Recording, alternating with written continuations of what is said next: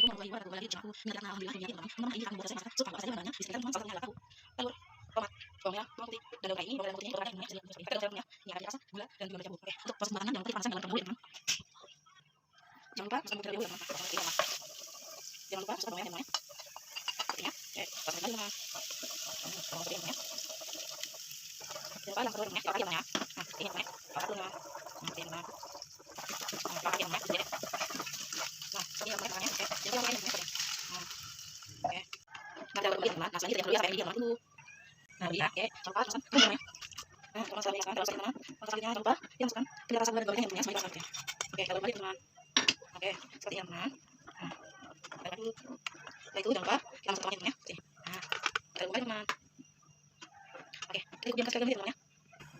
Nah, teman ini lagi ya. Oke, saya langsung ya, tapi terus saya ya. Kalau saya ada saya gampang. Karena saya tadi teman ya. Oke, kalian jangan lupa teman ya. Oke, seperti itu kalau balik teman. Oke, udah seperti ini ya. Cukup, diamkan kembali ya. Nah, teman-teman, udah langsung aja ambil dulu makannya yang saya masukkan tadi. Oke, sudah seperti ini teman, udah langsung ya. Oke, untuk proses pembuatan sudah selesai. Sampai sini, terima kasih untuk saya teman. Assalamualaikum warahmatullahi wabarakatuh.